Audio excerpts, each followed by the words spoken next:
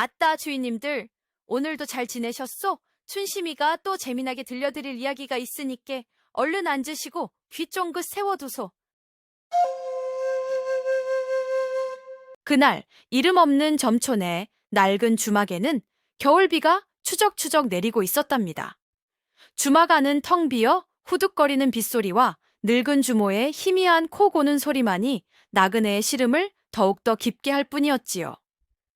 바로 그 주막의 가장 후미진 구석에서 멍석을 뒤집어 쓴 채 한 젊은 여인이 숨죽여 어깨를 들썩이고 있었습니다. 여인의 이름은 이서연. 불과 몇 달 전만 해도 한양 제1의 거상의 외동딸로 세상 부러울 것 없이 살던 귀한 아씨였지요. 그런 그녀가 어찌하여 이 누추한 시골 주막에서 쫓기는 쥐새끼 마냥 초라한 꼴로 울고 있느냐.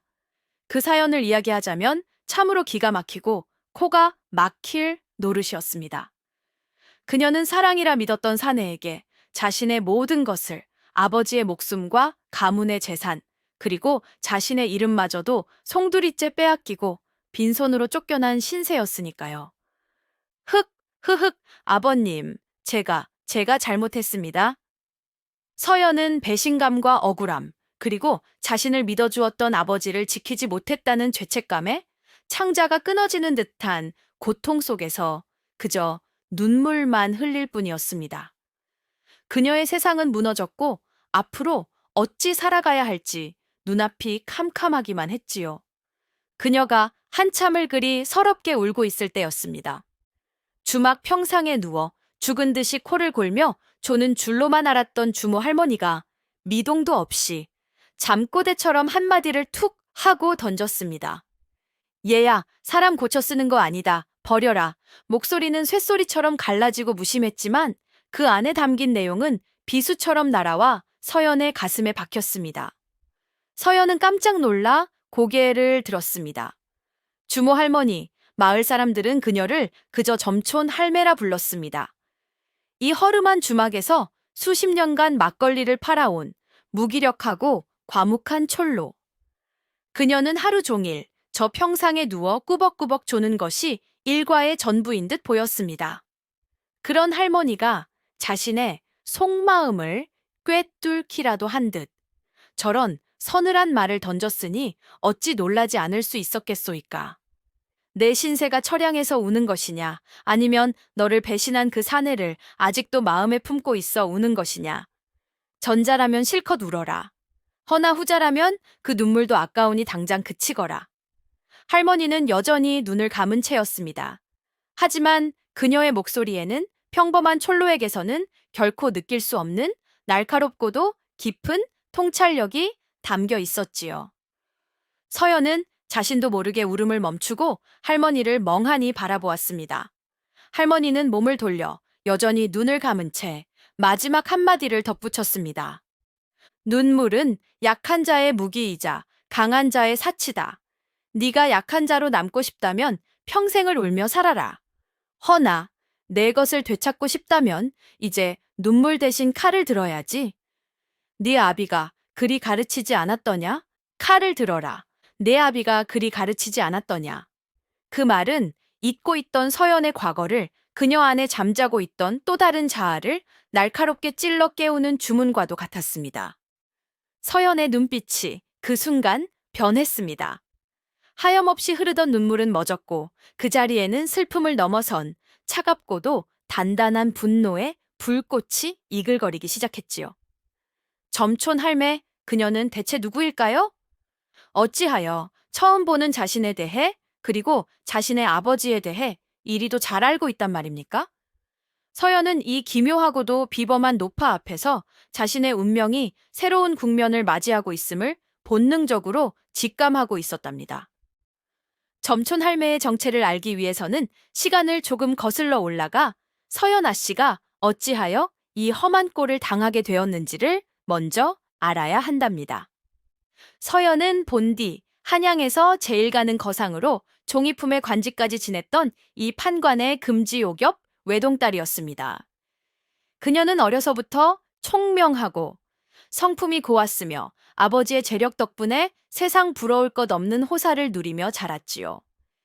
그녀의 삶에 어두운 그림자가 드리우기 시작한 것은 2년 전 한 가난한 선비를 만나면서부터였습니다. 그의 이름은 조언호. 그는 비록 몰락한 양반가의 자제였지만 용모가 준수하고 학식이 깊었으며 무엇보다 불의를 보면 참지 못하는 대쪽 같은 기계를 지닌 참으로 매력적인 사내였습니다. 서연은 그의 그런 강직하고 고결한 모습에 첫눈에 반하고 말았습니다. 신분을 뛰어넘은 두 사람의 사랑은 처음에는 순수하고 아름다웠지요. 하지만 이 판관은 두 사람의 혼인을 결사반대했습니다.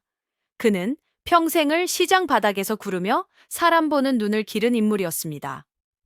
그의 눈에 조원호는 강직한 선비가 아니라 자신의 진짜 속내를 감춘 채 너무나도 완벽하게 선비를 연기하고 있는 위험한 야심가로 보였기 때문입니다. 서연아, 내 말을 들어라. 저놈은 아니다. 저놈의 눈에는 너를 향한 연정이 아니라 우리 가문의 재산을 향한 탐욕이 가득하다. 하지만 사랑의 눈이 먼 딸의 귀에 아버지의 그 뼈 있는 충고가 들릴 리가 만무했지요. 서연은 조원호가 자신을 진심으로 사랑한다고 굳게 믿었고 아버지의 반대를 무릅쓰고 기어이 그와 혼인을 하고야 말았습니다. 혼인 초 조원호는 세상에 둘도 없는 다정한 지압이었습니다. 그는 아내를 지극정성으로 아꼈고 장인인 이 판관의 신임을 얻기 위해 그의 상단 일을 제1처럼 도왔지요. 그의 그 성실하고 유능한 모습에 이 판관마저도 서서히 경계를 풀고 내가 사람을 잘못 보았나 보다 하며 그를 진정한 아들이자 후계자로 받아들이기 시작했습니다. 비극은 바로 그 방심의 순간에 찾아왔습니다. 혼인한 지 1년이 지났을 무렵 이 판관이 지방의 상단을 시찰하러 갔다가 갑작스러운 산사태에 휘말려 허망하게 세상을 떠나고 만 것입니다. 아버지를 잃은 슬픔에 서연이 넋을 잃고 있는 사이 사위인 조원호는 놀라울 정도의 침착함과 수완으로 모든 장례 절차와 상단의 일들을 일사불란하게 처리해 나갔습니다. 서연과 집안 사람들은 모두 그를 의지하고 고마워했지요. 하지만 그것이 바로 모든 것을 빼앗기 위한 그의 치밀한 계략의 시작이었습니다. 아버지가 돌아가신 지 불과 몇 달 뒤 조원호는 교묘하게 위조한 유언장과 계약서들을 내밀며 이 판관의 모든 재산이 사실은 법적으로 자신에게 상속되었음을 주장하고 나선 것입니다. 그는 이미 장인의 신임을 얻는 동안 상단의 모든 재산과 회계 장부를 자신의 명의로 돌려놓는 파렴치한 작업을 끝마쳐 놓았던 것입니다. 모든 재산을 가로챈 조원호는 하루아침에 한양 제1의 신흥겁으로 떠올랐답니다. 그는 더 이상 가난하고 강직한 선비를 연기할 필요가 없었지요. 그의 얼굴에서 거짓된 미소의 가면이 벗겨지자 그 안에는 야망과 탐욕으로 가득 찬 낯설고도 잔인한 짐승의 얼굴이 드러났습니다. 서연은 처음에는 남편의 그 끔찍한 배신을 믿을 수가 없었습니다.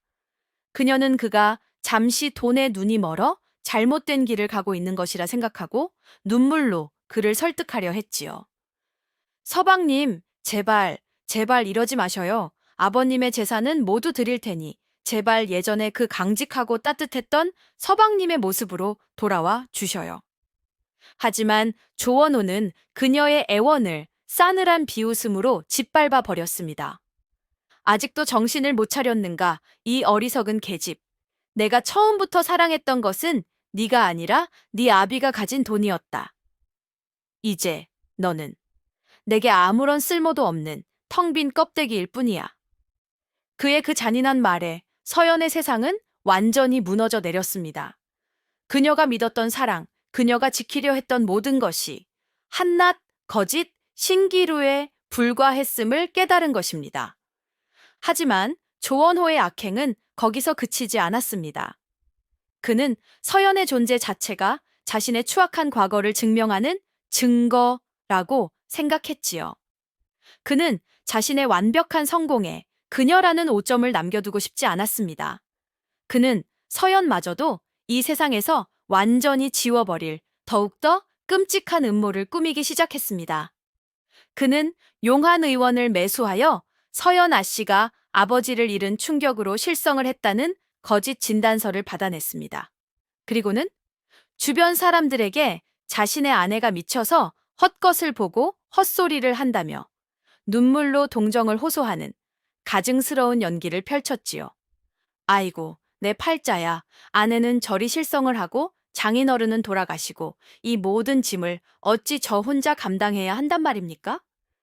사람들은 그의 그 뻔뻔한 연기에 감쪽같이 속아 넘어갔고 오히려 그를 불쌍한 아내를 지극정성으로 돌보는 의로운 사내라며 칭송하기까지 했습니다.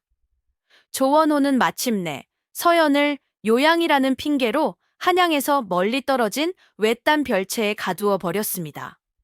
그의 계획은 그녀를 그곳에서 서서히 말려 죽이거나 혹은 정말로 미치게 만들어 자신의 비밀을 영원히 묻어버릴 속셈이었지요.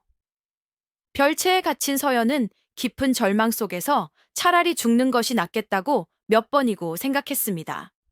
하지만 그녀는 죽을 수가 없었습니다. 억울하게 돌아가신 아버지의 원한을 이대로 묻어버릴 수는 없었기 때문입니다. 그녀는 탈출을 결심했습니다.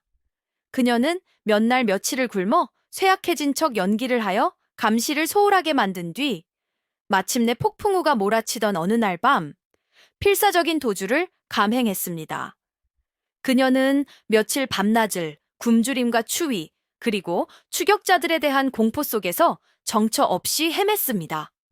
그리고 마침내 그녀의 마지막 발길이 닿은 곳이 바로 세상의 모든 시름이 잊힌 듯 고요했던 이 점촌의 낡은 주막이었던 것입니다. 서연이 흘러들어온 점촌이라는 마을은 참으로 기묘한 곳이었답니다. 큰 길에서 한참이나 벗어난 산골짜기에 외따로 떨어져 있어 웬만한 나그네들은 있는 줄도 모르고 지나치는 그런 잊힌 마을이었지요. 마을이라고는 하지만 고작 대여섯 채의 흙집과 그 중심에 있는 낡은 주막 하나가 전부였습니다. 그 마을의 분위기를 한마디로 표현하자면 무기력 그 자체였습니다. 마을 사람들은 모두 세상 만사에 아무런 관심도 없는 듯 느릿느릿 움직였고 그 얼굴에는 어떤 욕심이나 희망도 찾아보기 어려웠지요. 그리고 그 무기력함의 정점에 있는 인물이 바로 이 마을의 유일한 주막 주모인 점촌 할매였습니다. 서연의 눈에 비친 점촌 할매는 그야말로 살아있는 시체나 다름없어 보였습니다. 그녀는 이른이 넘었을까, 허리는 굽고 얼굴에는 깊은 주름이 자글자글했으며 눈은 늘 반쯤 감겨 있어 잠을 자는 것인지 깨어 있는 것인지 분간하기 어려웠지요. 그녀의 하루는 지극히 단순했습니다. 아침 늦게 일어나 주막 앞 평상에 나와 앉아 해가 질 때까지 그저 꾸벅꾸벅 조는 것이 그녀가 하는 일의 전부였습니다. 가끔 지나가던 나그네나 마을 사람이 막걸리 한 사발을 청하면 그녀는 귀찮다는 듯 아주 느릿느릿하게 일어나 부엌에서 술 한 주전자를 내어주고는 다시 평상에 나와 잠을 청할 뿐이었습니다. 그녀는 말이 없었습니다. 누가 말을 걸어도 응, 아니, 몰라 하는 단답형의 대답이 전부였고 그마저도 귀찮을 때면 그저 손을 휘휘 내젓는 것으로 대화를 끝내버리곤 했지요. 마을 사람들도 그런 할머니를 그저 원래 그런 사람이라 여기며 별달리 신경 쓰지 않았습니다. 우리 할매 오늘도 주무시네. 할매 막걸리 한 주전자 주쇼 하는 식의 지극히 사무적인 관계일 뿐이었지요. 서연은 처음 며칠 동안 이 기묘한 마을과 더 기묘한 할머니의 모습에 깊은 이질감을 느꼈습니다.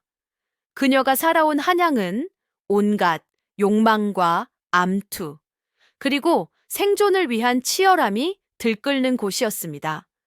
그런데 이곳은 마치 시간이 멈추어 버린 것처럼 모든 것이 고요하고 무기력하고 또 평화로웠지요. 그녀는 할머니의 주막 골방에 몸을 숨긴 채 며칠 동안이나 밖으로 나오지 않았습니다. 그녀는 할머니의 그 무심함이 어쩌면 자신 같은 불행한 존재에게는 가장 큰 안식처일지도 모른다고 생각했지요. 아무도 자신에게 관심을 갖지 않고 아무도 자신의 과거를 묻지 않는 곳. 하지만 그녀가 이 무기력한 촐로의 모습이 실은 세상의 모든 풍파를 겪고 난 뒤 스스로를 감추기 위해 선택한 위장이라는 것을, 그녀 안에 잠자고 있는 무서운 호랑이가 곧 깨어나게 될 것이라는 것을 그녀는 꿈에도 상상하지 못하고 있었던 것입니다. 서연이 점촌 주막에 숨어 지낸 지 닷새째 되던 날, 마침내 올 것이 오고야 말았답니다. 그녀의 행방을 쫓던 조원호의 충실한 사냥개. 정포교와 그의 일당들이 험상궂은 얼굴로 이 조용한 마을에 들이닥친 것입니다. 정포교, 그는 뇌물과 폭력으로 악명 높은 부패한 관료의 전형이었습니다. 그는 조원회에서 두둑한 돈을 받고 서연을 정신 나간 미친 계집으로 공표하고 그녀를 잡아들이라는 임무를 맡고 있었지요. 이 마을에 혹 한양에서 온 젊은 계집 하나가 숨어들지 않았느냐. 바른 대로 고하지 않으면 이 마을 전체를 쑥대밭으로 만들어버릴 것이다. 정포교 일당은 몽둥이를 휘두르며 마을 사람들을 위협하기 시작했습니다. 평화롭기만 하던 마을은 순식간에 공포와 아수라장으로 변했지요.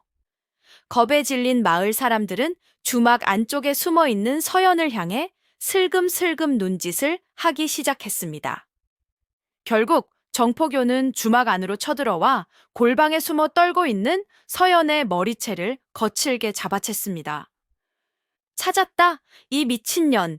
감히 대감님의 집에서 도망쳐? 내년이 어디서 곱게 죽으려고? 정포교가 서연을 마당으로 끌고 나와 그녀의 뺨을 내려치려 하는 바로 그 순간이었습니다.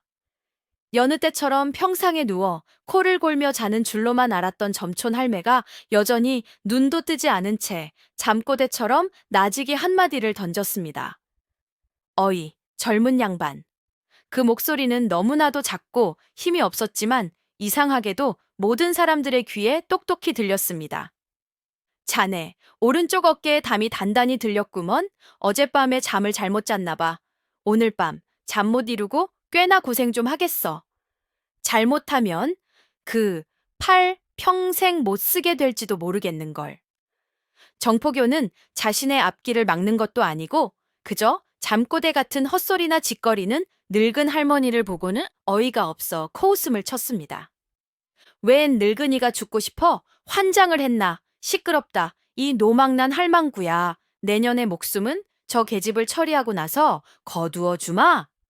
그는 할머니의 경고를 무시하고 다시 서연에게 손을 올리려 했습니다. 하지만 바로 그 순간 그의 오른쪽 어깨에서부터 우두둑 하는 기분 나쁜 소리와 함께 칼로 찢는 듯한 끔찍한 통증이 시작되었습니다.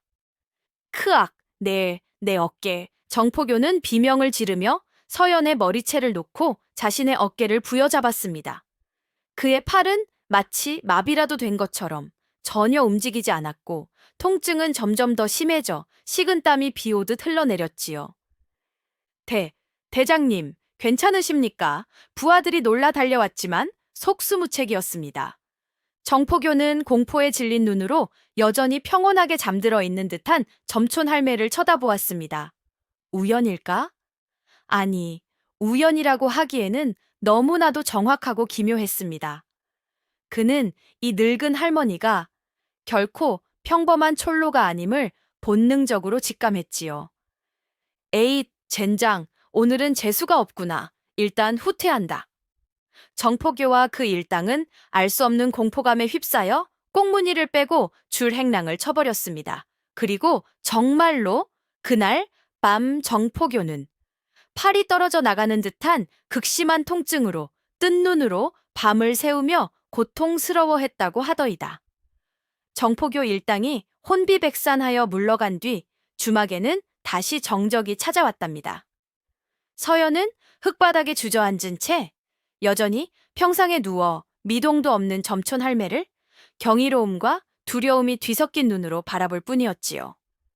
할머니의 그 기묘한 능력은 단순한 우연이나 헛소리가 아니었습니다. 그녀는 마치 정폭교의 몸 상태를 제 손바닥 들여다보듯 훤히 꿰뚫어 보고 있었던 것입니다. 저분은 대체 누구실까? 그날 밤 서연은 잠을 이룰 수가 없었습니다. 그녀는 할머니의 정체에 대한 호기심과 자신을 도와준 것에 대한 감사함, 그리고 정체 모를 존재에 대한 두려움으로 밤새 뒤척였지요. 새벽녘이 되어 모두가 깊은 잠에 빠져 있을 무렵, 서연은 할머니의 방에서 아주 희미한 불빛이 새어 나오는 것을 발견했습니다. 늘 일찍 잠자리에 들고 해가 중천에 떠야 일어나는 줄로만 알았던 할머니가 이 깊은 밤에 깨어 있단 말인가. 서연은 고양이처럼 발소리를 죽여 할머니의 방문 앞으로 다가갔습니다. 그리고는 달아빠진 창호지의 뚫린 구멍을 통해 안을 조심스럽게 엿보았지요. 그리고 그녀는 자신의 눈을 의심할 수밖에 없는 너무나도 충격적인 광경을 목격하게 되었습니다. 방 안의 할머니는 더 이상 낮에 그 무기력하고 굼뜬 촐로가 아니었습니다. 그녀는 꼿꼿하게 허리를 편차해 등잔불 아래에 앉아 있었는데 그 눈빛은 매처럼 날카롭게 빛나고 있었고 그 표정은 얼음장처럼 차갑고 진지했습니다. 그녀의 앞에는 낡고 커다란 종이 한 장이 펼쳐져 있었습니다. 그것은 마치 한양의 지도를 상세하게 그려놓은 듯한 인물도였습니다. 그 그림 위에는 수십 명의 이름과 그들의 관계, 그리고 그들의 움직임이 깨알 같은 글씨로 빽빽하게 적혀 있었지요. 그리고 가장 놀라운 것은 할머니의 손에 들려있는 물건이었습니다. 그녀는 붓 대신 날카롭게 벼려진 낡은 송곳 하나를 손에 쥐고 그 인물도 위에 특정 인물들의 동선을 붉은 실로 연결하며 무언가 거대한 계획을 짜고 있는 듯 보였습니다.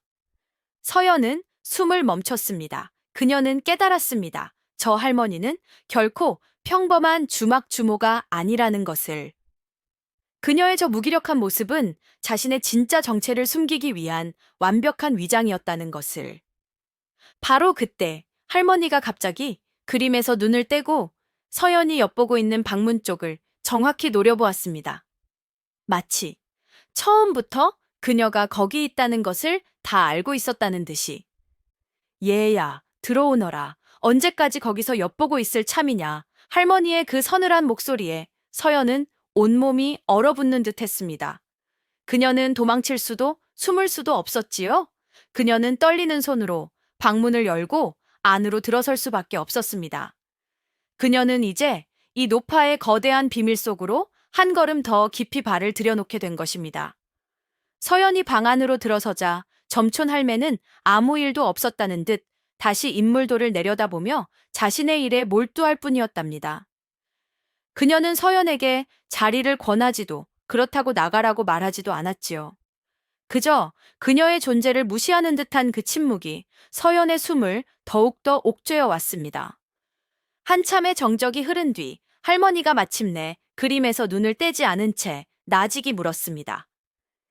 얘야, 저경이라는 이름을 들어본 적이 있느냐? 저경, 붉은 그림자, 서연은 고개를 갸웃거렸습니다. 어디선가 들어본 듯한 낯설지 않은 이름이었습니다. 그것은 그녀가 어릴 적 아버지의 무릎을 베고 누워 듣던 옛날 이야기 속에나 등장하던 이름이었지요. 수십 년 전 이 나라에 홀련이 나타나 부패한 탐관오리들과 힘없는 백성을 억압하는 악덕 권세가들만을 골라 밤의 그림자 속에서 심판하던 의적이 있었다고 들었습니다. 사람들은 그의 얼굴도 이름도 몰랐기에 그가 지나간 자리에는 언제나 붉은 띠 하나만이 남아 있었다 하여 그를 저경이라 불렀다고. 말见的是 렌치엔나이너. 서연의 대답에 할머니의 입가에 아주 희미한 씁쓸한 미소가 떠올랐습니다.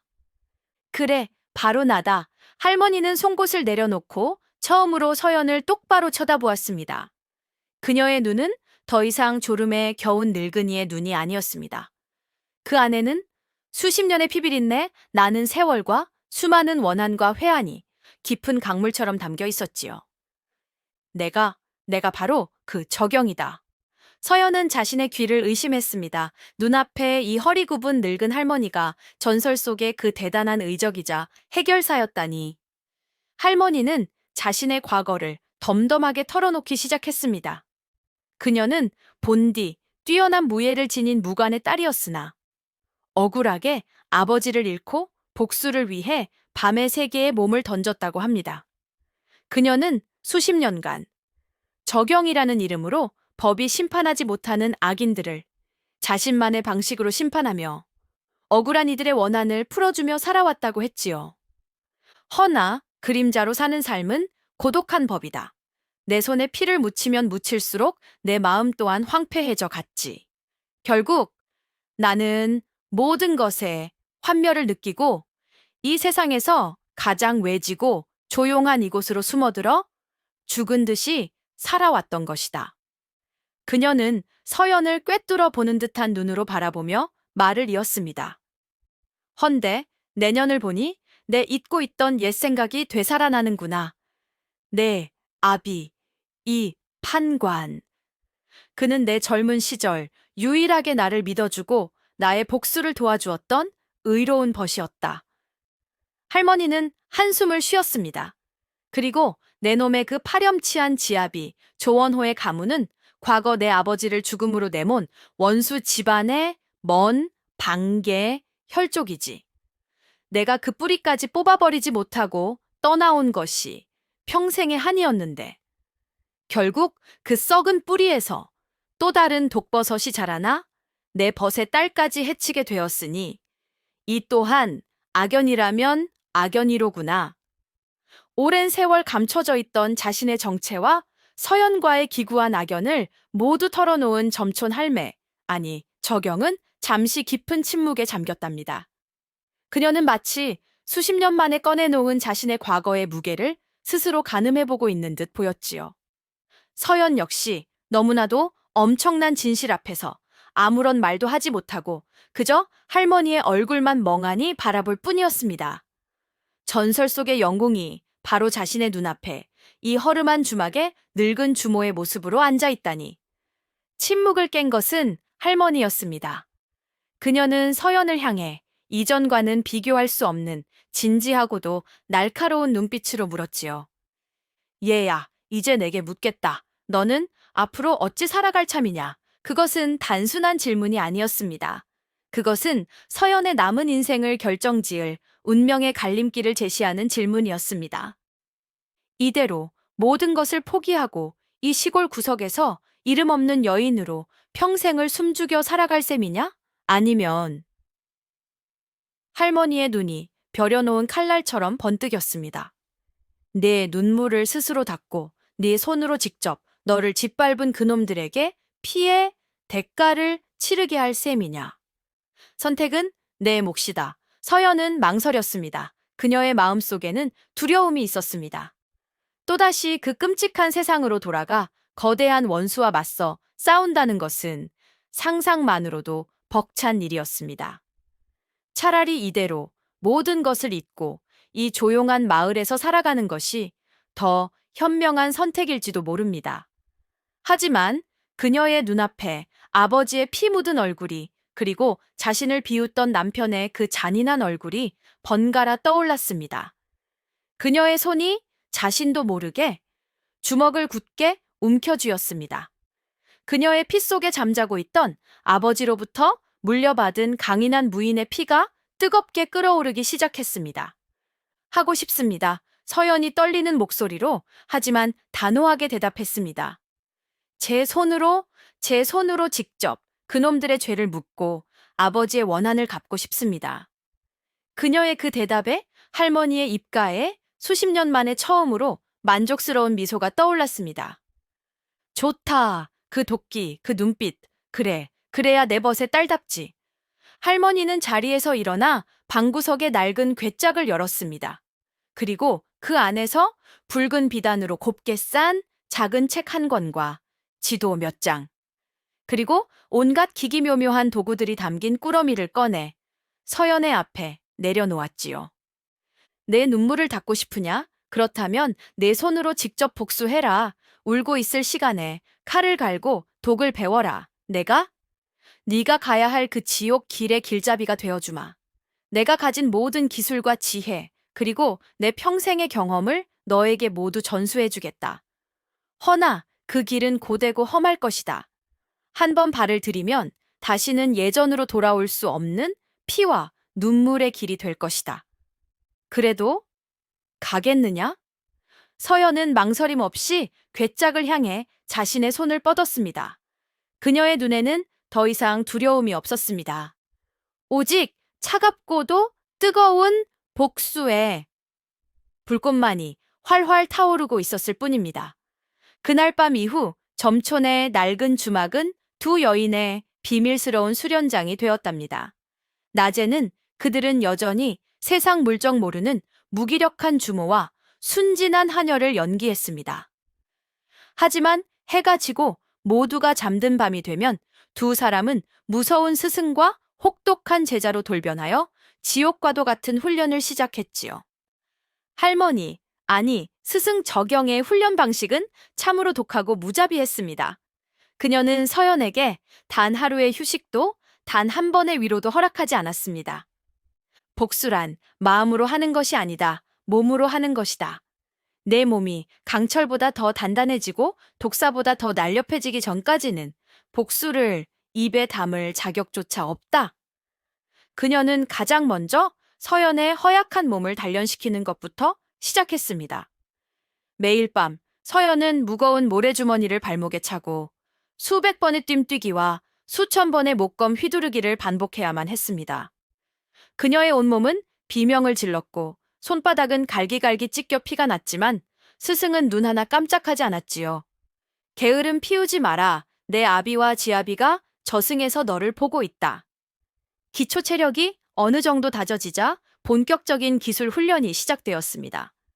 스승은 서연에게 단순한 무예가 아닌 해결사로서 살아남기 위한 실전적인 기술들을 가르쳤습니다. 첫 번째는 변장술과 연기술이었습니다. 그녀는 서연에게 목소리를 바꾸는 법, 걸음걸이를 바꾸는 법, 그리고 상대에 따라 때로는 천한 거지로, 때로는 고고한 귀부인으로 완벽하게 다른 사람을 연기하는 법을 가르쳤습니다. 복수의 가장 큰 무기는 칼이 아니다. 바로 적의 눈을 속이는 가면이다. 두 번째는 독심술과 함정 설치법이었습니다. 그녀는 상대의 눈빛과 말투, 사소한 몸짓 하나로 그의 속마음과 약점을 꿰뚫어 보는 법을 가르쳤습니다. 그리고 그 약점을 이용하여 상대가 스스로 파멸의 길로 걸어 들어오게 만드는 교묘한 함정을 설계하는 법을 전수해 주었지요. 마지막으로 그녀는 서연에게 자신의 필살기였던 독초 지식과 암기술을 가르쳤습니다. 산과들의 지천으로 널린 풀들이 때로는 사람을 살리는 약이 되지만 때로는 사람을 죽이는 무서운 독이 될 수 있다는 것을, 그리고 비녀, 젓가락, 심지어는 작은 돌멩이 하나까지도 치명적인 무기가 될 수 있다는 것을. 서연은 이 모든 지옥과도 같은 훈련을 이를 악물고 견뎌냈습니다. 그녀의 슬픔은 혹독한 훈련 속에서 차가운 분노로, 그리고 날카로운 도끼로 서서히 변해가고 있었지요. 그녀의 몸은 날렵한 살쾡이처럼 변해갔고 그녀의 눈빛은 깊은 밤의 암살자처럼 서늘해졌습니다. 몇 달의 시간이 흘렀을까 마침내 스승 적영은 때가 되었음을 직감했습니다. 그녀는 서연을 불러 첫 번째 임무를 내렸지요. 서연의 첫 번째 복수 대상은 바로 그녀를 개처럼 쫓던 조원호의 충실한 사냥개 정포교였답니다. 스승 적영은 큰 뱀을 잡기 위해서는 먼저 그 주변의 잔챙이들부터 처리하여 뱀의 눈과 귀를 멀게 만들어야 한다고 가르쳤지요. 정포교, 그는 뇌물을 좋아하고 여색을 밝히며 자신의 이익을 위해서라면 물불을 가리지 않는 탐욕스러운 위인이었습니다. 그리고 바로 그 탐욕기, 그의 숨통을 끊어놓을 가장 큰 약점이었습니다. 할머니, 아니 스승 적용의 치밀한 계획 아래 서연의 첫 번째 복수극이 막을 올렸습니다. 며칠 뒤 정포교가 관할하는 지역에 외딴 상이슬계, 신통한 약초꾼 안악이 나타났다는 소문이 돌기 시작했습니다. 그녀는 죽어가는 사람도 살린다는 희귀한 약초를 가지고 있으며 미래를 내다보는 신통력까지 지녔다는 아주 그럴싸한 소문이었지요. 물론 그 약초꾼 안악은 바로 허름한 시골 안악으로 완벽하게 변장한 서연이었습니다. 소문은 정포교의 귀에도 당연히 들어갔지요. 그는 처음에는 헛소문이라며 무시했지만 그 약초를 먹으면 늙지 않고 정력이 좋아진다는 말에 그만 귀가 솔깃해지고 말았습니다. 그는 자신의 부하 몇 명만을 데리고 소문 속의 그 약초꾼을 찾아 으슥한 상이슬구로 향했지요. 서연은 낡은 초가에서 그가 오기만을 기다리고 있었습니다. 그녀는 정포교를 보자마자 일부러 겁에 질린 척 촌스럽게 호들갑을 떨며 그를 맞이했지요. 아이고 나으리, 이 누추한 곳까지 어인 행차시옵니까? 정포교는 거만한 표정으로 그녀가 가진 약초를 내놓으라고 으름장을 놓았습니다. 서연은 마지못하는 척 품속에서 아주 희귀해 보이는 약초 뿌리 하나를 꺼내 보였지요. 나으리, 이 약초는 하늘이 내리신 영약이라 아무에게나 팔 수가 없사옵니다. 다만 나으리의 얼굴을 뵈니 이마에 귀한 기운이 서려 있어 장차 큰 부자가 되실 상이옵니다. 제가 특별히 서연은 교묘한 말솜씨로 그의 관상을 봐주는 척하며 그의 탐욕을 더욱더 부추겼습니다. 그녀의 아첨의 기분이 좋아진 정포교는 경계심을 완전히 풀고 그녀가 내미는 약초차를 의심 없이 받아 마셨지요. 그 약초차 안에는 물론 사람을 몇 시간 동안 깊은 잠에 빠지게 만드는 약한 수면초가 들어 있었습니다.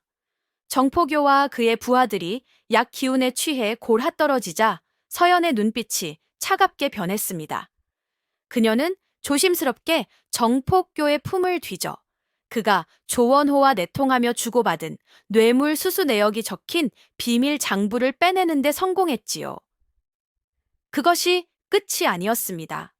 그녀는 스승에게 배운 대로 미리 준비해둔 또 다른 장부를 그의 품속에 대신 넣어두었습니다.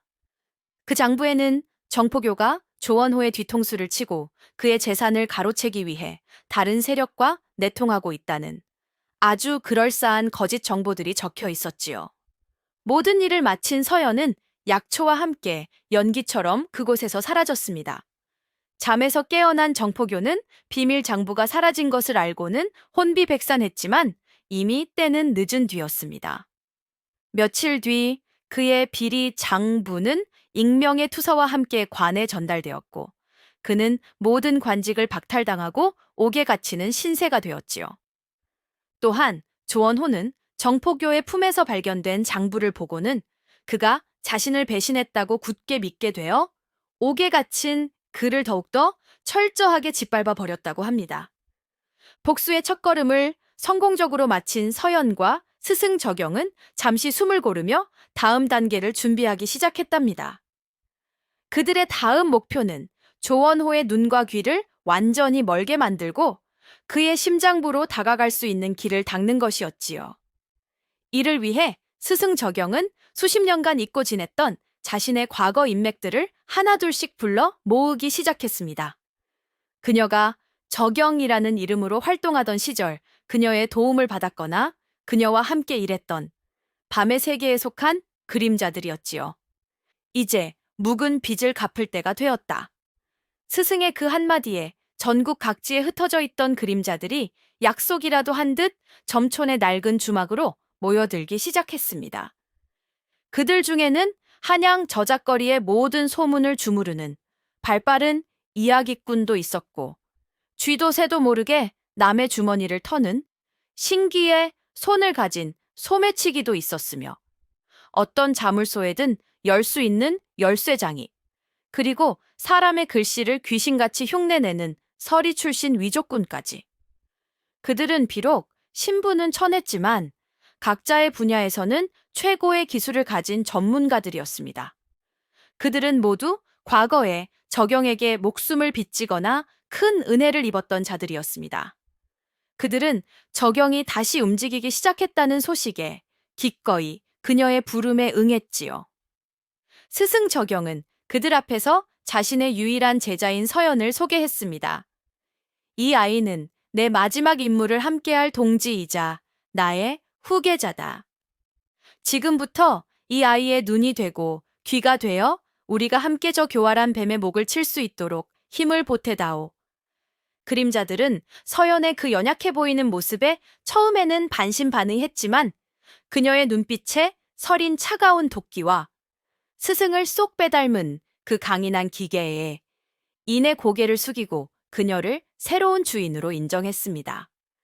그날부터 보이지 않는 거대한 복수의 거미줄이 조원호를 중심으로 한양 전체에 촘촘하게 쳐지기 시작했습니다. 이야기꾼은 조원호의 상단에 대한 부정적인 소문들을 교묘하게 저작거리에 퍼뜨려 그의 평판을 실추시켰습니다. 조원호 그 자가 장인을 죽이고 재산을 가로챘다더라. 그의 상단 물건은 모두 눈속임으로 값을 부풀린 가짜라더라 하는 식의 진실과 거짓이 뒤섞인 소문들이었지요. 소매치기는 조원호의 수하들이 주고받는 비밀 서신들을 귀신같이 낚아채어 서연에게 전달했습니다. 그 서신들을 통해 서연은 조원호의 다음 사업 계획과 그의 비밀 자금의 흐름을 손바닥 들여다보듯 훤히 꿰뚫어 볼 수 있게 되었지요. 열쇠장이와 위족군은 서연이 한양에 잠입하여 새로운 신분으로 활동할 수 있도록 완벽한 가짜 신분증과 그에 필요한 모든 서류들을 만들어 주었습니다. 서연은 더 이상 혼자가 아니었습니다. 그녀의 뒤에는 이제 스승 적영과 그녀를 위해 기꺼이 그림자가 되어 움직이는 든든한 조력자들이 함께하고 있었던 것입니다. 모든 준비를 마친 서연은 마침내 복수의 심장부인 한양으로 돌아왔답니다. 하지만 그녀는 더 이상 쫓기는 신세의 비운의 상속녀 이서연이 아니었지요. 그녀는 스승과 그림자들이 만들어준 완벽한 새로운 신분으로 다시 태어났습니다. 그녀의 새로운 이름은 장옥화. 개성에서 비단 장사로 큰 돈을 벌었으나 최근 남편을 잃고 새롭게 한양상권에 진출하려는 젊고 아름다운 미망인 행수. 그것이 그녀의 새로운 가면이었습니다. 그녀는 스승에게 물려받은 자금의 일부를 이용하여 한양의 번화가에 작지만 화려한 비단 가게를 열었습니다. 그리고는 스승에게 배운 모든 상술과 지혜를 동원하여 대담하고도 영리한 방식으로 자신의 존재를 한양 상계에 알리기 시작했지요. 그녀는 다른 상인들처럼 그저 좋은 물건을 떼어다 파는 데 그치지 않았습니다. 그녀는 최신 유행을 정확히 예측하여 젊은 교수들이 가장 원하는 색상과 무늬의 비단을 독점적으로 공급했고, 때로는 과감하게 가격을 파괴하여 경쟁 상대들을 압박하기도 했습니다. 또한 그녀는 사람의 마음을 읽는 데 능했지요. 그녀는 가게를 찾아온 손님의 옷차림과 말투만 보고도 그 사람의 신분과 취향을 정확히 파악하여 그가 가장 만족할 만한 물건을 귀신같이 추천해 주었습니다. 그녀의 가게는 물건을 파는 곳이 아니라 사람의 마음을 사로잡는 곳으로 금세 입소문이 나기 시작했지요. 장옥화라는 젊고 아름다운 미망인 행수의 등장은 고여있던 한양 상계에 신선한 충격을 주었습니다. 그녀의 뛰어난 사업, 수완과 남성들을 압도하는 대담함, 그리고 신비로운 분위기는 단숨에 모든 이들의 시선을 사로잡았지요. 그리고 그 시선 속에는 물론 한양의 신흥 거부로 떠오른 조원호의 시선 또한 포함되어 있었습니다. 조원호는 처음에는 웬 젊은 계집 하나가 겁도 없이 자신의 구역에 나타나 기웃거리는 것을 못마땅하게 여겼습니다. 하지만 그는 곧 그녀의 비범한 사업 수완과 그녀가 가진 막대한 자금력에 흥미를 느끼기 시작했지요. 그는 생각했습니다. 저 계집 보통이 아니군. 저 아이를 내 편으로 끌어들일 수만 있다면 나의 사업을 더욱더 크게 확장시킬 수 있을 것이다. 그는 자신의 성공에 취해 오만해져 있었습니다. 그는 서연이 죽었다고 굳게 믿고 있었기에 눈앞에 이 아름다운 미망인 행수가 바로 자신이 버린 아내라는 사실은 꿈에도 상상하지 못했던 것입니다. 마침내 조원호는 사업 동업 제안이라는 달콤한 미끼를 들고 직접 장옥화, 즉 서연의 가게를 찾아왔습니다. 듣던 대로 과연 대단한 미인이시구려. 나 조원호는 마님과 같은 유능한 분과 함께 큰 그림을 그려보고 싶소만 어떠시오? 서연은 자신의 앞에 서서 뻔뻔한 미소를 짓고 있는 원수의 얼굴을 차가운 눈으로 마주 보았습니다. 그녀의 심장은 분노로 들끓었지만 그녀의 얼굴에는 세상에서 가장 매혹적인 미소가 피어오르고 있었지요. 대감의 명성 익히 들어 알고 있사옵니다. 대감과 함께라면 천하의 모든 비단을 우리 손에 쥘 수도 있겠지요. 소첩이야말로 영광이옵니다. 조원호의 사업 동료가 된 서연은 그야말로 흠잡을 데 없이 완벽한 연기했답니다. 그녀는 자신의 뛰어난 상술과 정보력을 10분 발휘하여 조원호의 사업에 연이어 큰 성공을 안겨주었지요. 그녀는 명나라 상인들이 특정 색상의 비단을 간절히 구하고 있다는 정보를 미리 입수하여 조원호가 그 비단을 독점하고 막대한 이익을 얻게 해주었습니다. 또한 경쟁 상단의 약점을 정확히 짚어내어 조원호가 그들을 무너뜨리고 시장을 장악할 수 있도록 결정적인 조언을 아끼지 않았지요. 조원호는 그런 서연의 능력에 감탄을 금치 못했습니다. 그는 이제 그녀를 단순한 사업 동지를 넘어 자신의 가장 중요한 조언자이자 신뢰하는 동지로 여기게 되었지요. 그는 그녀의 과거에 대해 전혀 의심하지 못했습니다. 그녀가 보여주는 장옥화라는 인물은 몰락한 상단의 행수라고 하기에는 너무나도 완벽했고 그녀의 지식과 정보력은 상상을 초월할 정도였기 때문입니다. 그는 그저 그녀가 하늘이 내린 상제를 가진 특별한 여인이라고만 생각했지요. 하지만 그를 더욱더 사로잡은 것은 그녀의 그 알 수 없는 매력이었습니다. 그녀는 다른 여인들처럼 아양을 떨거나 애교를 부리지 않았습니다. 오히려 그녀는 늘 일정한 거리를 유지하며 때로는 그의 의견에 날카롭게 반박하기도 하는 도도하고 어려운 여자였지요. 바로 그 점이 조원호의 비뚤어진 정보욕을 더욱더 불태웠습니다. 그는 자신의 돈과 권력으로 수많은 여인들을 차지해 왔습니다. 하지만 이 장옥화라는 여인만큼은 좀처럼 그의 소나귀에 들어오지 않았지요. 그는 그녀의 사업적 능력을 넘어 그녀라는 인간 자체를 완전히 소유하고 싶다는 강렬한 욕망에 사로잡혔습니다. 옥화, 그대는 참으로 신비로운 여인이요. 나는 그대의 모든 것을 알고 싶소. 그대의 과거, 그대의 슬픔, 그리고 그대의 마음까지도. 그는 기회가 될 때마다 달콤한 말로 그녀의 마음을 유혹하려 했습니다. 서연은 그럴 때마다 속으로 치밀어 오르는 구역질을 참으며 슬픈 미소를 지어 보일 뿐이었습니다. 내 마음을 알고 싶다고? 내 마음 속에는 당신을 향한 증오와 당신의 심장을 꿰뚫고 싶은 복수심만이 가득하다. 그녀는 철저하게 자신을 연기했습니다. 그녀는 조원호의 신임을 얻으면 얻을수록 더욱더 그의 깊숙한 비밀에 접근할 수 있었습니다.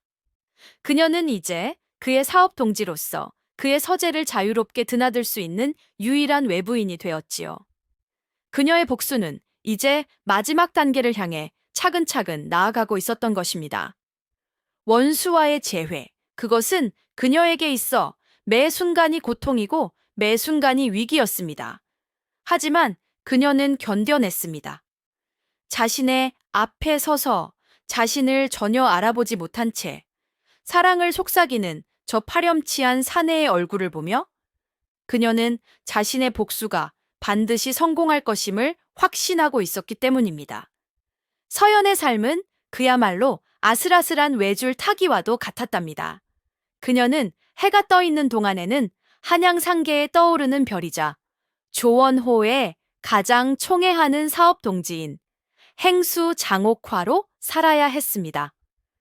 그녀는 화려한 비단옷을 입고 수많은 사람들과 어울리며 교묘한 화술과 대담한 상술로 자신의 입지를 굳혀 나갔지요. 그녀의 연기는 너무나도 완벽하여 그 누구도 그녀의 진짜 정체를 의심하지 못했습니다. 그녀는 때로는 너그러운 미소로 상대의 경계심을 허물고, 때로는 얼음장처럼 차가운 카리스마로 상대를 압도하며, 한양의 복잡한 인간관계 속에서 마치 물 만난 고기처럼 유유유히 헤엄쳐 다녔습니다. 하지만 해가 지고 모두가 잠든 깊은 밤이 되면 그녀는 다시 본래의 모습, 즉 복수를 꿈꾸는 이서연으로 돌아왔습니다. 그녀는 화려한 옷을 벗어 던지고 검은 야행복으로 갈아입었습니다. 그리고는 낮 동안 조원회에서 얻어낸 정보들을 바탕으로 그의 제국을 무너뜨릴 결정적인 증거를 찾기 위해 밤의 그림자 속으로 세우며 들었지요. 그녀는 때로는 조원호가 잠든 틈을 타 그의 서재에 잠입하여 비밀 장부의 위치를 파악했습니다. 때로는 그의 수하들을 몰래 미행하여 그들이 누구를 만나고 어떤 비밀스러운 거래를 하는지를 알아냈지요. 그녀의 모든 행동은 스승 적영의 가르침대로 한 치의 오차도 없이 치밀하고도 대담했습니다. 그녀는 결코 서두르지 않았습니다. 그녀는 뱀처럼 소리 없이 적의 가장 취약한 부분이 드러날 때까지 끈질기게 기다렸습니다. 그녀의 이중 생활을 돕는 것은 스승이 심어놓은 그림자들이었습니다. 낮에는 저작거리 이야기꾼이 조원호의 수하들이 나누는 대화를 엿들어 그녀에게 정보를 전달해 주었고, 밤에는 소매치기가 조원호의 집 담벼락 근처를 배회하며 경비병들의 움직임을 감시해 주었지요. 서연은 그들이 보내오는 정보들을 종합하여 거대한 그림을 완성해 나가고 있었습니다. 그리고 그 그림의 마지막 조각은 바로 조원호가 자신의 아버지를 살해하고 재산을 가로챘다는 것을 증명할 결정적인 물증이었습니다. 그녀는 조원호가 그 증거를 자신의 서재의 가장 깊숙한 곳에 있는 비밀 금고 안에 숨겨두었을 것이라 확신했습니다. 문제는 그 금고를 어떻게 여느냐는 것이었지요. 그녀의 이중 생활은 그녀의 정신을 극한까지 몰아붙였습니다. 낮에는 원수와 웃으며 대화를 나누고, 밤에는 그의 목에 칼을 겨눌 기회만을 엿보는 삶. 그녀는 때때로 자신이 정말로 누구인지, 진짜 자신의 모습이 무엇인지 혼란스러울 때가 있었습니다. 하지만 그럴 때마다 그녀는 품속에 숨겨둔 낡은 흑월도를 매만졌습니다. 그 차가운 칼날의 감촉이 그녀에게 자신이 누구이며 무엇을 위해 이 위험한 길을 걷고 있는지를 다시 한번 일깨워주곤 했지요. 그녀의 복수는 이제 단 하나의 목표, 비밀 금고를 향해 좁혀지고 있었습니다. 마침내 서연에게 결정적인 기회가 찾아왔답니다. 조원호가 자신의 생일을 맞아 며칠 동안 집을 비우고 지방의 별장으로 큰 연회를 떠난다는 정보를 입수했던 것이지요. 이것은 그의 비밀 금고에 접근할 수 있는 다시 없을 절호의 기회였습니다. 서연은 스승 적영에게 이 사실을 알리고 마지막 작전을 위한 준비를 시작했습니다. 스승이 심어놓은 그림자들 또한 일사불란하게 움직이기 시작했지요. 열쇠장이는 조원호의 금고와 똑같은 형태의 자물쇠를 구해와 서연이 밤새도록 여는 연습을 할 수 있도록 도왔고, 위족군은 만약의 사태에 대비한 가짜 통행증을 만들어 주었습니다. 약속한 그날 밤, 조원호의 저택이 텅 비자 서연은 검은 야행복을 입고 담을 넘어 그의 서재로 잠입했습니다. 그녀의 심장은 세차게 뛰었지만 그녀의 손놀림은 조금의 떨림도 없이 침착하고 정교했지요. 그녀는 스승에게 배운 대로 서재의 책장 뒤에 숨겨진 비밀 공간을 찾아냈습니다.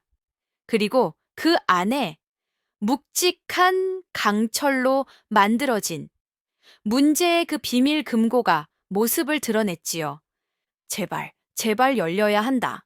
그녀는 가느다란 철사 몇 개를 꺼내 며칠 밤낮으로 연습했던 대로 자물쇠의 내부를 조심스럽게 탐색하기 시작했습니다.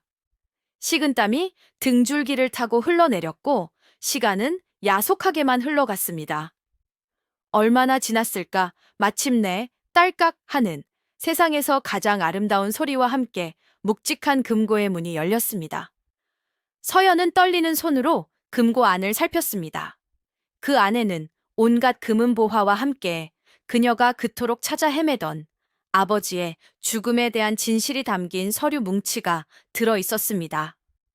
그곳에는 조원호가 서연의 아버지를 살해하기 위해 산사태를 위장하여 사람을 고용했다는 내용이 담긴 계약서와 아버지의 모든 재산을 자신의 것으로 만들기 위해 도장을 위조하여 만든 가짜 유언장이 고스란히 보관되어 있었던 것입니다. 찾았다. 드디어 찾았어. 서연의 눈에서 뜨거운 눈물이 쏟아져 내렸습니다. 길고 길었던 복수의 끝이 드디어 눈앞에 보이고 있었습니다. 그녀는 서둘러 그 결정적인 증거들을 품속에 챙겨 넣었습니다. 그리고 막 금고를 닫고 그곳을 빠져나가려던 바로 그 순간이었답니다. 삐걱! 갑자기 서재의 문이 열리는 소리가 들렸습니다. 그리고 그곳에는 연회에 갔어야 할 조원호가 얼음장처럼 차가운 눈으로 그녀를 노려보며 서 있었습니다. 내 집에 아주 귀한 들쥐 새끼 한 마리가 숨어들었을 줄이야. 그렇지, 옥화행수? 아니, 이서연 아씨라고 불러드려야 하나? 그는 모든 것을 알고 있었던 것입니다. 별장으로 떠난다는 것은 그녀를 잡기 위한 그가 파놓은 함정이었던 것입니다. 조원호의 그 서늘한 목소리에 서연의 온몸은 차갑게 얼어붙는 듯 했답니다. 그녀는 자신의 정체가 발각되었다는 충격과 함정에 빠졌다는 절망감에 잠시 아무런 말도 할 수가 없었지요. 조원호는 비열한 미소를 지으며 천천히 그녀에게로 다가왔습니다. 그의 손에는 날카롭게 벼려진 칼 한 자루가 들려 있었지요. 참으로 어리석은 계집이야. 감히 이 나를 속이려 들어? 내년이 처음 내 앞에 나타났을 때부터 나는 내년을 의심하고 있었다. 그는 거짓말을 하고 있었습니다. 그는 사실 서연의 정체를 눈치챈 지 얼마 되지 않았습니다. 하지만 그는 이 순간 자신이 모든 것을 꿰뚫어 보고 있었다는 듯이 그녀를 심리적으로 압박하며 절망의 구렁텅이로 밀어넣고 있었던 것입니다. 이제 모든 유희는 끝났다. 내년이 훔쳐간 내 비밀과 함께 내년의 그 가여운 목숨도 오늘 밤 여기서 끝을 내주마. 조원호가 칼을 들어 서연의 목을 베려는 바로 그 순간이었습니다. 갑자기 저택의 정문 쪽에서 이놈들아, 문 열어라, 우리 딸년 내놔라, 이놈들아 하는 쩌렁쩌렁한 고함 소리와 함께 대문을 부술듯이 두드리는 요란한 소리가 들려왔습니다. 조원호는 깜짝 놀라 칼을 든 채 멈칫했습니다. 웬 소란이냐? 잠시 뒤 하인이 헐레벌떡 뛰어들어와 보고했습니다. 대감마님, 웬 남루한 차림의 늙은 할미 하나가 대감님께 외상값을 받으러 왔다며 정문 앞에서 깽판을 치고 있사옵니다. 늙은 할미, 외상값, 조원호는 어이가 없었습니다. 이 중요한 순간에 대체 어느 정신 나간 노파가 와서 행패란 말인가. 당장 몽둥이로 때려서 쫓아내거라. 하지만 하인은 울상이 되어 말했지요. 그것이 그 할미의 기세가 너무 등등하여 장정 여럿이 달려들어도 당해내지를 못하겠사옵니다. 자꾸만 대감님께서 젊은 시절 자신의 주막에서 막걸리 10병을 외상으로 마시고 튀었다며 당장 돈을 내놓으라고. 바로 점촌 할매 스승 적영이었습니다. 그녀는 며느리가 위험에 빠질 것을 미리 예측하고 이 모든 혼란을 계획했던 것입니다. 그녀는 일부러 가장 말도 안 되는 핑계를 대며 조원호의 집 앞에서 최대한 큰 소란을 피워 집안의 모든 사람들의 시선을 정문으로 집중시키고 있었던 것이지요. 조원호의 신경은 온통 밖에서 벌어지는 소동에 쏠렸습니다. 이 쓸모없는 놈들, 그 늙은이 하나 당해내지 못해. 내가 직접 가보아야겠다. 그가 잠시 한눈을 파는 바로 그 찰나의 순간, 서연은 이 기회를 놓치지 않았습니다.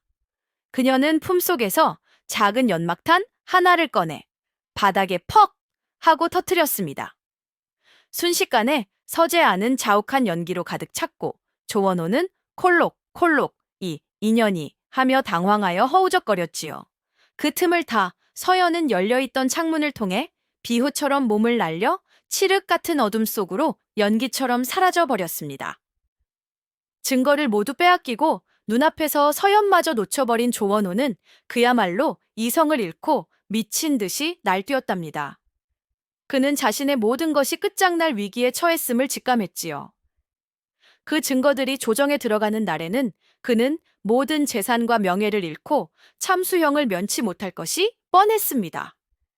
찾아라. 하늘이 두 쪽 나더라도 오늘 밤 안에 저 계집을 반드시 찾아내어 내 앞에 끌고 오너라. 그리고 저 계집의 배후에 있는 그 늙은 할미년도 함께 잡아들여라. 그의 불호령에 그의 수하에 있던 모든 자객과 왈패들이 총동원되었습니다. 그들은 횃불을 들고 한양의 밤거리를 샅샅이 뒤지며 두 여인의 행방을 쫓기 시작했지요. 서연과 스승 적영은 그들의 추격을 피해 미리 약속해둔 은신처 바로 점촌 주막으로 향하고 있었습니다. 그곳에는 만약의 사태를 대비한 그녀만의 비밀스러운 장치들이 숨겨져 있었습니다. 두 사람이 간신히 점촌 주막에 도착하여 숨을 고르려던 바로 그 순간이었습니다. 주막의 사방에서 수십 개의 횃불이 일제히 피어오르며 그들의 퇴로를 완전히 차단해버렸습니다. 조원호의 자객들이 그들의 예상보다 훨씬 더 빨리 이곳까지 쫓아온 것입니다. 이제 더 이상 피할 곳은 없었습니다. 낡고 허름한 주막 안에서 두 여인은 수십 명의 피에 굶주린 자객들을 상대로 최후의 결전을 벌여야만 했습니다. 후후후, 늙은 쥐새끼와 어린 쥐새끼가 제 발로 도간에 갇혔구나. 자객들의 우두머리가 비열한 미소를 지으며 주막 안으로 들어섰습니다. 얌전히 그 증거를 내놓고 목숨을 구걸하는 것이 어떠냐. 그러면 고통 없이 보내주도록 하지. 스승 적영은 여전히 평상에 누워 조는 척 눈을 감고 있었습니다. 그녀는 나직이 옆에 서서 칼을 움켜쥐고 떨고 있는 서연에게 속삭였지요. 얘야? 두려우냐? 아닙니다, 스승님.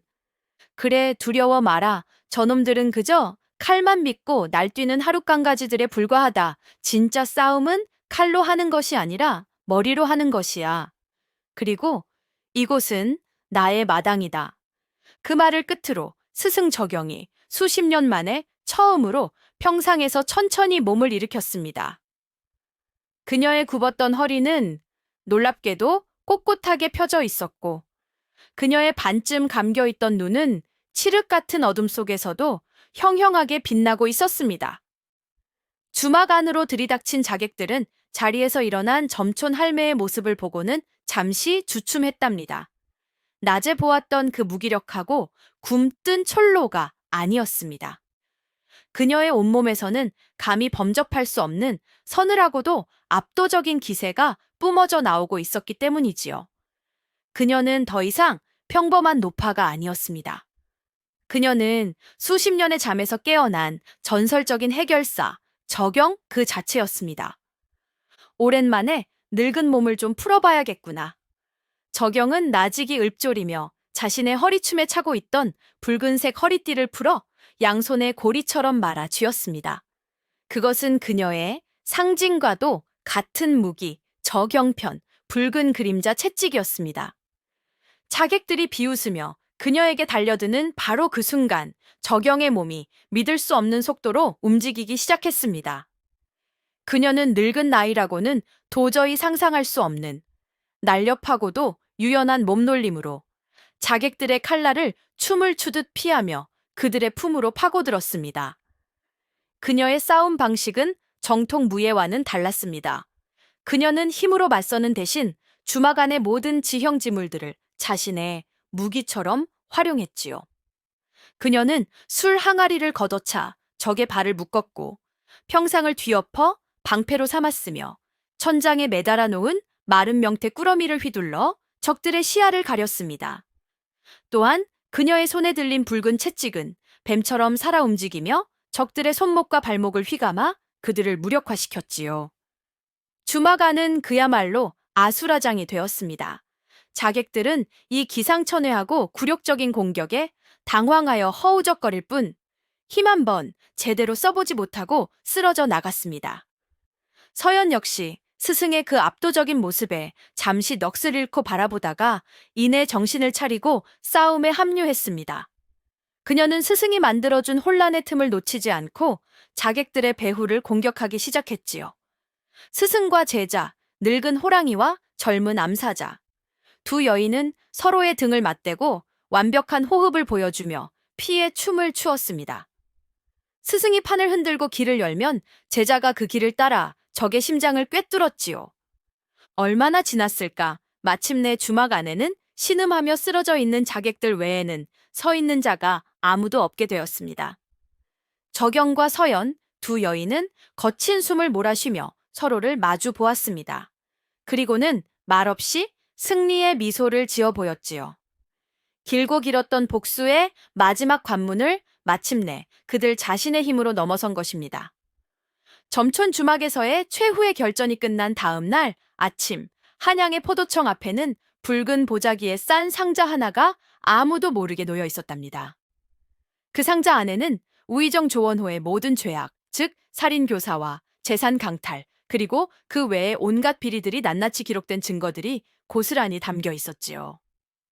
증거를 확보한 포도청은 즉시 조원호의 저택을 급습했습니다. 조원호는 끝까지 자신의 죄를 부인하며 발악했지만 빼도 박도 못할 물증과 그의 배신에 치를 떨던 측근들의 증언까지 이어지자 결국 모든 것을 자백하고 말았답니다. 그의 죄는 사사로운 원한을 넘어 나라의 근간을 뒤흔든 흉악한 범죄였습니다. 결국 그는 모든 관직을 박탈당하고 전 재산을 몰수당한 뒤 저작거리에서 참수형에 처해지는 비참한 최후를 맞이하게 되었지요. 그가 평생을 바쳐 쌓아 올린 탐욕의 성은 하룻밤 사이에 모래성처럼 허무하게 무너져 내리고 만 것입니다. 그의 몰락 소식은 온 한양을 떠들썩하게 만들었고 사람들은 모두 법의 이름으로 정의가 실현되었다며 기뻐했습니다. 하지만 그 누구도 이 거대한 악을 무너뜨린 진짜 주인공이 이름 없는 시골 주막의 늙은 할머니와 쫓겨난 한 가여운 며느리였다는 사실을 알지 못했지요. 모든 복수가 끝난 그날 밤 점촌 주막에서는 두 여인만의 조촐한 잔치가 열렸습니다. 스승 적영과 제자 서연은 마루에 마주 앉아 말없이 술잔을 기울였지요. 한참의 침묵이 흐른 뒤 서연이 먼저 입을 열었습니다. 스승님, 고맙습니다. 스승님이 아니셨더라면 저는 평생을 눈물 속에서 살았을 것입니다. 하지만 스승 적영은 고개를 저었습니다.